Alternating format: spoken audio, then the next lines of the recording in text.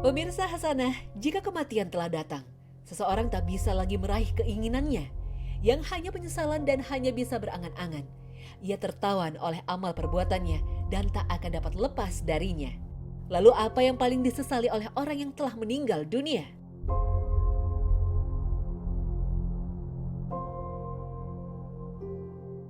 Orang yang banyak maksiat dan durhaka kepada Allah biasa membiarkan hari-harinya berlalu dalam kemaksiatan dan kelengahan. Mengulur-ngulur taubat dan menganggap umurnya masih panjang. Ia tak sadar bahwa maut dapat menjemputnya tiba-tiba dan begitu datang, ia tidak akan membiarkan yang bersangkutan mengejar lagi ketertinggalannya. Orang seperti ini akan berada dalam kubur sebagai tawanan atas amal perbuatannya. Menyesali keteledorannya selama hidup, mengangan-angankan agar ia kembali hidup, agar ia dapat sholat meski hanya 2 rakaat. Ia baru menyadari betapa besar pahala yang Allah berikan bagi mereka yang sholat. Karenanya, ia menyesal bukan kepalang akan hari-harinya yang terlewatkan, yang kosong dari ketaatan.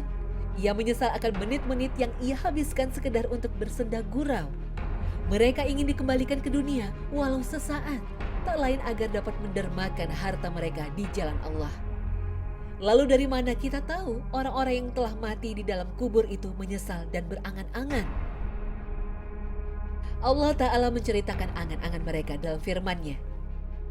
Dan belanjakanlah sebagian dari apa yang telah kami berikan kepadamu sebelum datang kematian kepada salah seorang di antara kamu. Lalu ia berkata, Ya Robku, mengapa engkau tidak menangguhkan kematianku sampai waktu yang dekat, yang menyebabkan aku dapat bersedekah dan aku termasuk orang-orang yang soleh. Al-Quran Surat Al-Munafikun ayat 10. Sayangnya, setelah kesempatan itu hilang, mereka baru yakin bahwa sedekah termasuk amalan yang paling dicintai Allah. Ia baru yakin bahwa sedekah dapat memadamkan kemurkaan Allah. Sebagaimana hadis Nabi, sedekah yang tersembunyi akan memadamkan amarah Allah. Hadis riwayat Tobroni. Ia baru sadar bahwa setiap hamba pasti akan ditanya tentang hartanya, dari mana ia peroleh dan kemana ia belanjakan.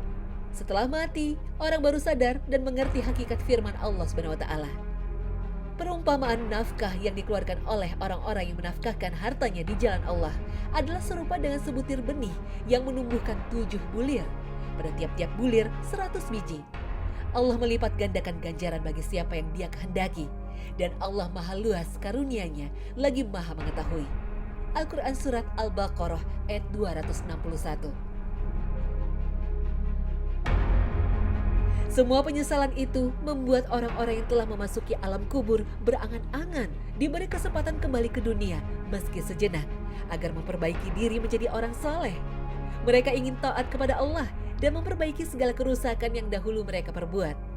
Mereka ingin berzikir kepada Allah walau sekali saja. Namun sayang, angan-angan mereka tak lagi ada manfaatnya. Kematian telah membuat harapan dan angan-angan mereka pupus seketika. Angan-angan mereka itulah yang disebut Allah Ta'ala dalam firman-Nya.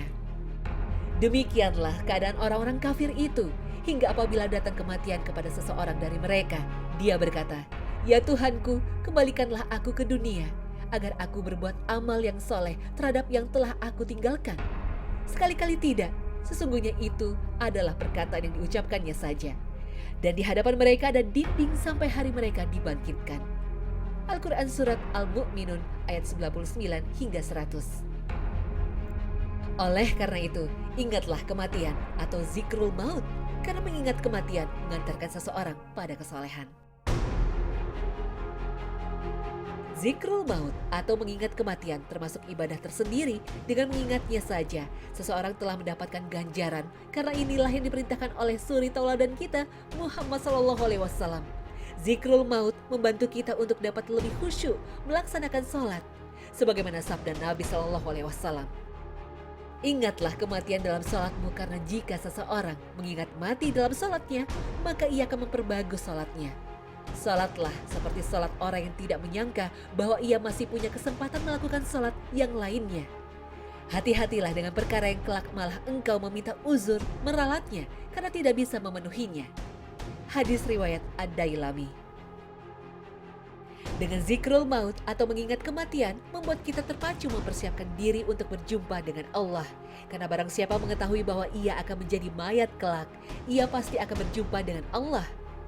Jika tahu bahwa ia akan berjumpa Allah kelak, padahal ia akan ditanya tentang amalnya di dunia, maka ia pasti akan mempersiapkan jawaban sejak hidup di dunia dengan sebaik-baiknya. Kita akan bersemangat untuk selalu sholat tepat waktu, ibadah puasa, giat bersedekah, dan giat mengerjakan berbagai amal kebaikan lainnya. Wallahu alam.